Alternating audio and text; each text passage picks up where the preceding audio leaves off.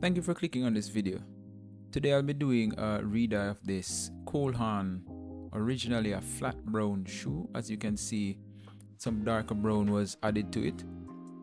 But today I'll be removing the dye that's currently on it, and I'll be refreshing the shoe, brightening it up a bit. So stay tuned and let me know what you think.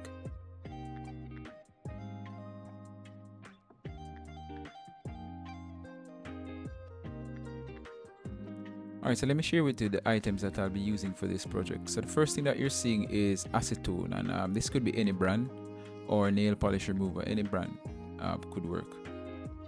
Next on the list is British Tan, and this is the leather dye. Alright, and this is from Phoebing. Alright, very good dye. I'd recommend this dye as well. Next on the list we have Sapphire Renovator, and this is for conditioning the leather after we're finished. So yeah, give it a try. Also on the list we have Sapphire Pat Deluxe, and this is for shining, and in the end I didn't really use this, but it's something that hopefully you see me using in the future. The next thing on the list is waterproofing spray, and this is something that you could really explore other brands. This is the brand that I'm using for today. Also some cotton swabs. All right, any brand again could work. You just need some cotton swabs, and this is for the dyeing process as well.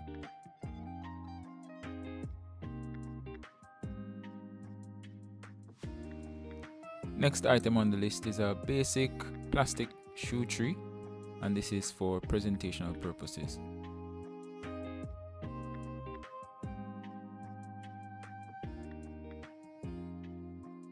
Next on the list is horsehair shoe brush, and this is going to be used for the shining process.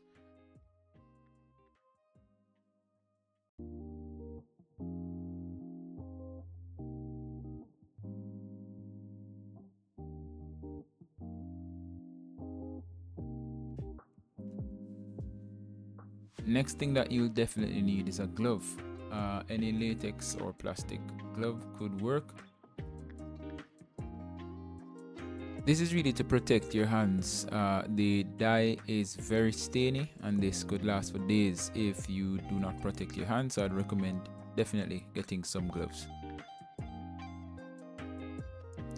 Also some paint brushes. Now this is also optional, but this is to help with the intricate sections of the shoe, such as the areas close to the sole or the outsole, that is on the sides of the shoe. The next item is tape. Now painter's tape could work. This is the one that I had available, so I'm just going to be working with this one.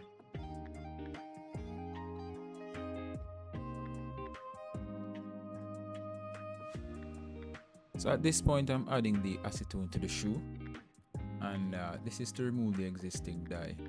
When you're doing new work to a shoe, it is recommended that you remove the existing dye, or it could also be other chemicals that are on the shoe, and this is so the dye that you're now going to apply will take to the leather a little bit better, or much better. Now something to note, when working on your shoe, it is recommended that you remove the laces. I didn't remember to remove the laces when I started, so definitely that's something that is recommended.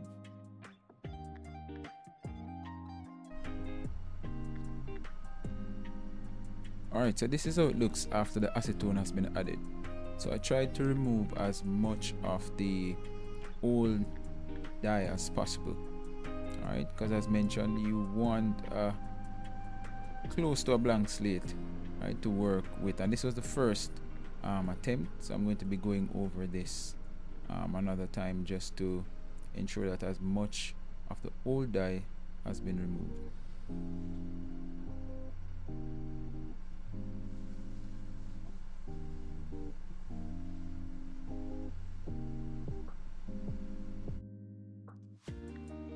Alright, so now as you can see, I'm using the tape to protect the lower section of the shoe, which is a different color. from the dye that I'll be using.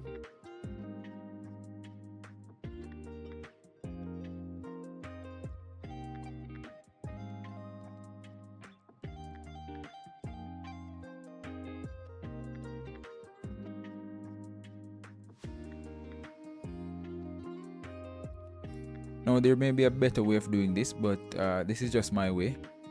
This is not something that I'm recommending, as if it is the method to use, but definitely if there is a better way to do it, share it. But for now, this is what I've found helpful when doing this project.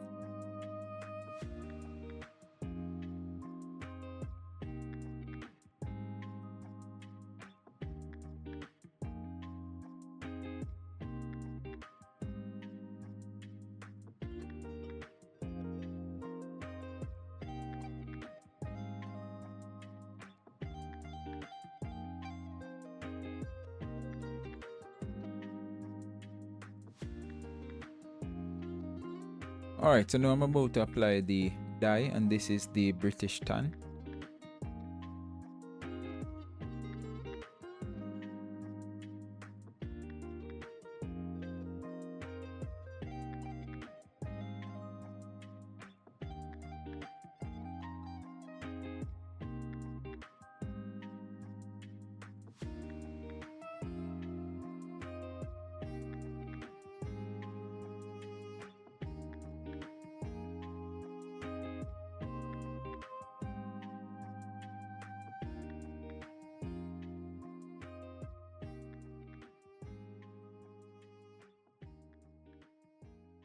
Now, if you're going to be doing this for the very first time, I'd recommend starting at the back of the shoe or somewhere that is not easily seen, or if a mistake is made, it can be, fixed, and it's not going to be easily seen by persons who can spot these things. So definitely I'd recommend starting at the back or at sections where you believe will be the darkest.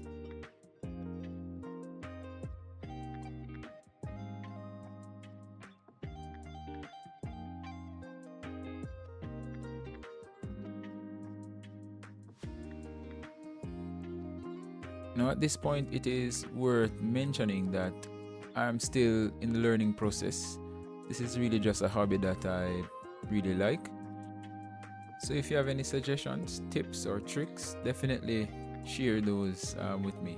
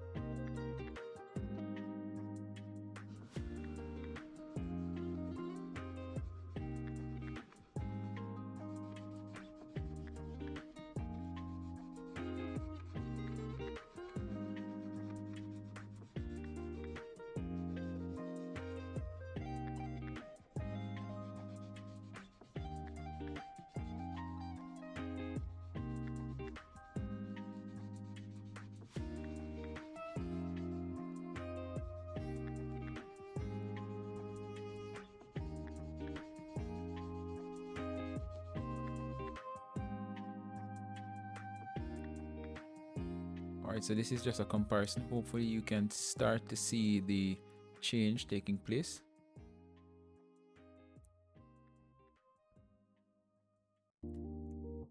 Now I realized that I needed a bit darker shade of brown, and so now I'm using the medium brown.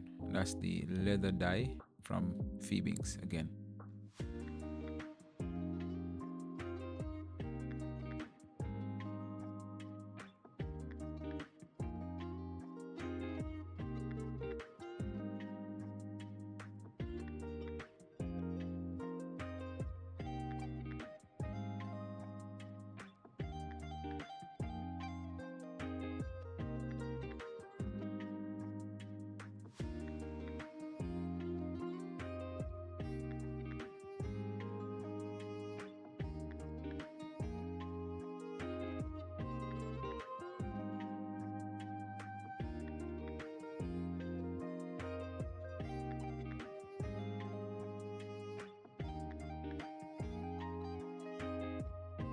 For this part of the process, I'd recommend that you try to move as slow as you possibly can, especially if you are new to dyeing.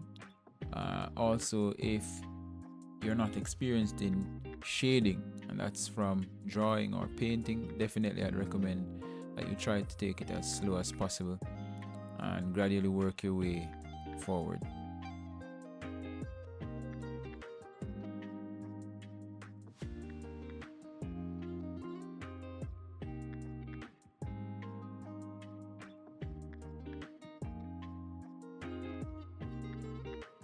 I find using the cotton wool pads very easy to use, as I'm able to cover a lot of ground in a shorter space of time. So if you wish, you could use the brush for the entire thing, but the cotton pads for me work a bit faster, so I recommend using those or trying those at least.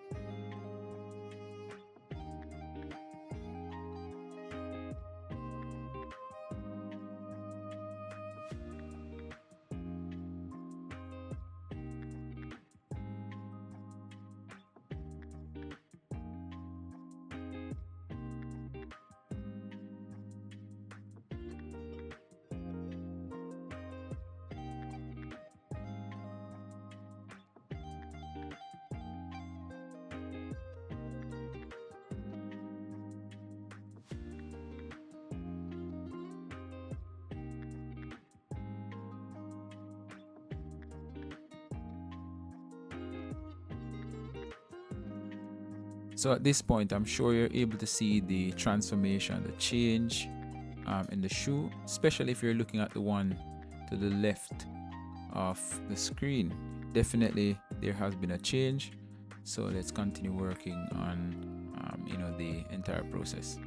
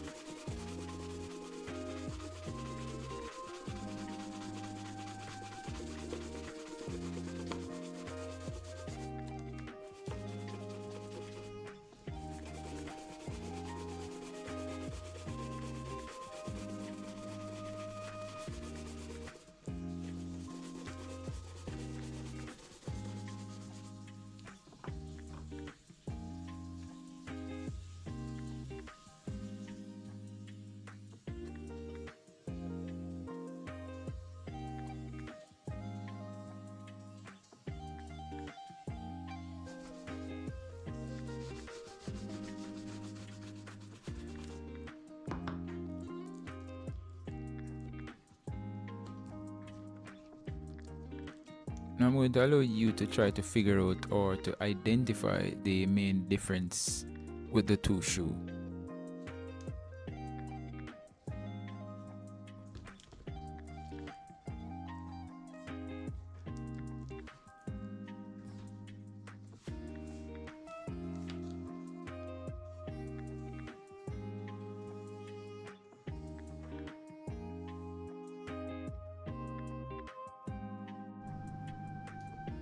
Both have been completed, and I'm hoping that at this stage you're liking what you're seeing so far. So just putting on the finishing touches so that they look equal.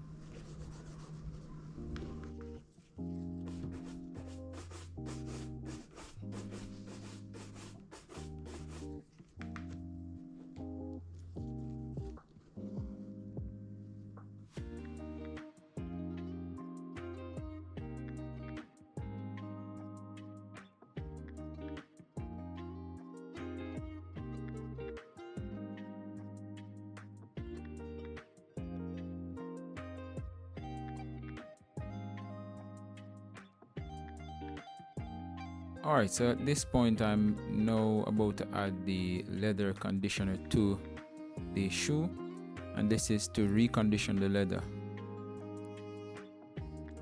After using your dye, the leather gets a little bit dry, and in an effort to moisturize leather, you would use your leather conditioner, and in this case I'm using Sapphire Renovator.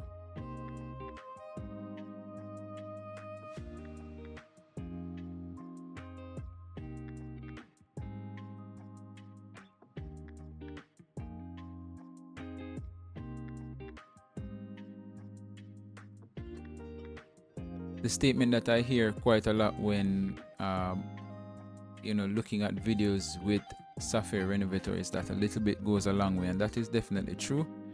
So you don't need to use a lot.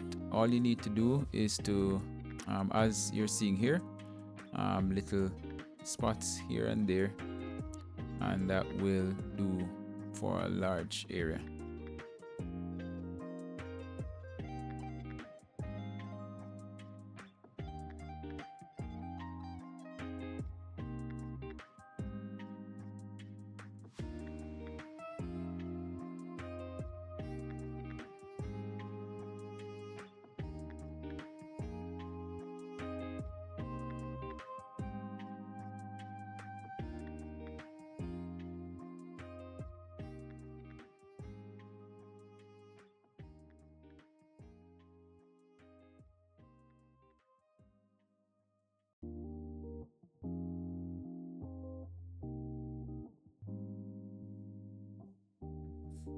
And after you're finished adding your conditioner and it has dried properly, you may shine using your horseshoe brush.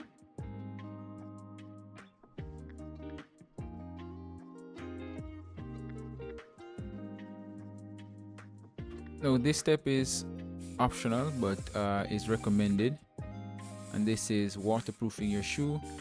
As stated in the beginning, any reputable brand could work. This is the one that I'm using currently.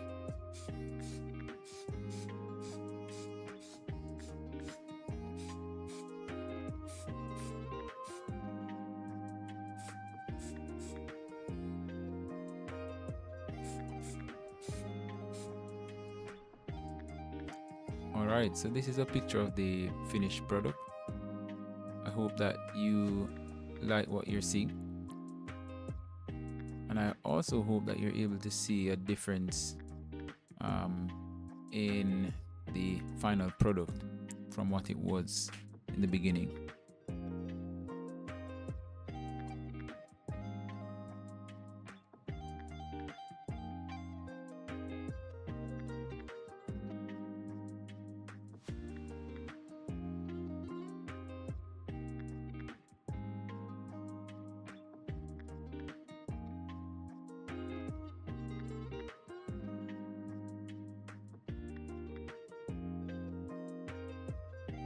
So if you're interested in this type of content, definitely follow for more. If you think this will benefit others, definitely share.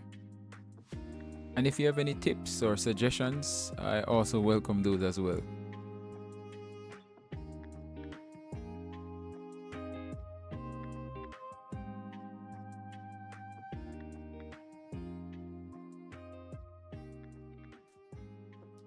Thank you for watching, and see you in the next video.